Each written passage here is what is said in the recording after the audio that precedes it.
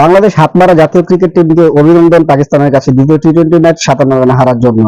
যাই হোক, পাকিস্তান প্রথমে ব্যাটিং করে 201 রান করে 6 উইকেটে। তার মধ্যে সাহেবজাদা ফারহান করে 41 বলে 54 রান, মোহাম্মদ হারিস করে 25 বলে 41 রান, হাসান নওয়াজ করে 26 বলে 51 রান। বাংলাদেশের হয়ে উইকেট নেন তানজিদ সাকিব আর হাসান মাহমুদ। আর বাংলাদেশ জবাবে ব্যাটিং এ নেমে 19 ওভারে 144 রানে অল আউট হয়ে যায়। তানজিদ হাসান করছে 19 বলে 33 রান, মিরাজ 17 বলে 23 রান করছে।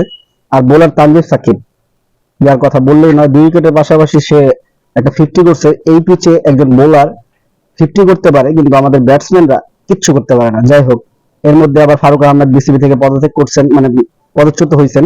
এর জন্য নিষেধাজ্ঞা আসতে পারে, অবশ্যই নিষেধাজ্ঞা আসলেই ভালো। আমাদের উচিত এখন ক্রিকেট টিমকে একটু সময় দেওয়া আর কি, যে ভাই তোরা ব্যানেই থাক, দূরে থাক, সাপোর্ট করার দরকার নেই, রিল্যাক্সে থাকেন। এইসব হাতে যে কি বলবো, আচ্ছা যাই হোক, পরবর্তী ভিডিওতে দেখা হচ্ছে ইনশাল্লাহ।